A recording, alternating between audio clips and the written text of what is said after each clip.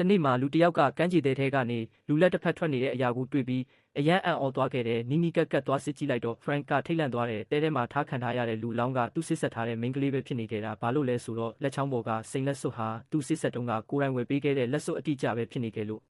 တခုခုမမှန်တာကိုသဘောပေါက်သွားတဲ့ Frank ကဒေါသအပြည့်နဲ့ချက်ချင်းပြန်ပြေးသွားတယ်အဲ့ဒီအချိန်ငယ်ငုတ်ကသူ့ကိုလာနေတာကိုမသိသေးဘူးFrank ကဘာမှမပြောဘဲသူ့လက်ထဲကလက်စွပ်ကိုဓာတ်ရိုက်ပြလိုက်တယ်ဖုံးကွယ်လို့မရတော့တဲ့ Angel ကဒါကမတော်တဆဖြစ်သွားတာလို့အမြန်ရှင်းပြပေမဲ့ Frank ကမယုံခဲ့ဘူးအခြေအနေတင်းမာလာချိန်မှာ Angel ကခါဘက်ကိုလက်လန်းလိုက်ပေမဲ့ Frank ကအရင်ဆုံးဓာတ်ထုတ်လိုက်တယ်ဒါကိုမြင်တာနဲ့ Angel ကတောထဲကိုအမြန်ပြေးပြီးတစ်ပင်ကြီးနောက်မှာဝင်ပုန်းနေတယ်ထွက်ပြေးလို့မလွတ်နိုင်တော့ဘူးလို့သိသွားတဲ့ Angel ကအခြားအစီအစဉ်တစ်ခုစဉ်းစားလိုက်တယ်Frank ကတစ်ပင်နောက်မှာလူရိပ်တစ်ခုတွေ့လို့နီးသွားစစ်ကြည့်တဲ့အချိန်မှာတော့မြေကြီးပေါ်မှာဖက်နှက်တစ်စုံပဲကျန်ခဲ့တယ်။အဲ့ဒီအချိန် Angel ကနောက်ကနေတိုက်ခိုက်လိုက်ပြီး Frank ကိုလေပင်ညစ်ဖမ်းထားတဲ့ Frank ကအသက်ရှူရခက်လာပြီးအင်အားရှိသမျှရုန်းကန်ပေမဲ့ Angel ကမလွတ်ဘူး။နောက်ဆုံးအားနဲ့ Angel ရဲ့စပင်ကိုဆွဲဖမ်းပြီးမြေကြီးပေါ်သို့ပစ်ချနိုင်ခဲ့တယ်။ထို့နောက် Angel ရဲ့ခေါင်းကိုမြေထဲဖိသွင်းပြီးအသက်ရှူမရအောင်လုပ်ဖို့ကြိုးစားခဲ့တယ်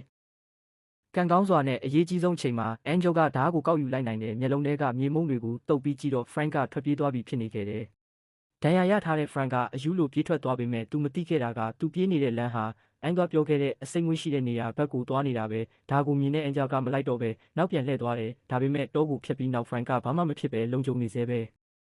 ထွက်ပြေးလန်းရှာနေချိန်မှာသူ့ရှေ့မှာအံ့ဩစရာတစ်ခုကိုတွေးလိုက်ရတယ်ကျွန်းကမ်းပါးပေါ်မှာဇိမ်ခံအင်ကြီးတစ်လုံးရှိနေခဲ့တာဒီနေရာကလူမရှိတဲ့ကျွန်းမဟုတ်ပဲလူတွေနေထိုင်နေတဲ့ private resort တစ်ခုဖြစ်နေခဲ့တယ်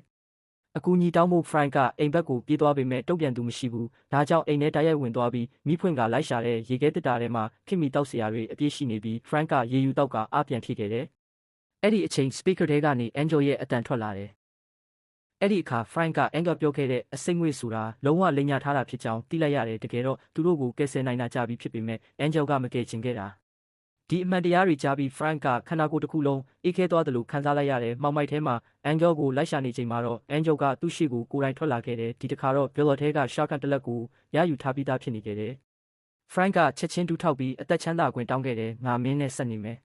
။တကယ်တော့ငါမင်းကိုချစ်မိနေပြီလို့ပြောပြီးအသက်ရှင်ဖို့ကြိုးစားတဲ့ချစ်ချင်းမြတ်တာကိုပဲယုံကြည်နေတဲ့ Angel ကခဏတာတုံ့လုပ်သွားခဲ့တယ်။ဒါပေမဲ့တနေရာမှာအလှဆင်ပစ္စည်းတစ်ခုပျောက်နေတာကိုသတိထားမိသွားတဲ့ Angel က Crystal ကိုအမြန်ကောက်လိုက်တယ်။အဲ့ဒီအချိန် Frank က shotgun ကိုလူယူပြီးသားဖြစ်နေခဲ့တယ်။ဒါပေမဲ့အနက်ရောင်ဟာသားကတော့ကထဲမှာကြီးစံတောင်မရှိခဲ့တာပဲ။ Angel ကထပ်မံလွတ်မြောက်သွားခဲ့တယ်ဒီတစ်ချိန်မှာတော့သူမတုံလို့တော့ဘူး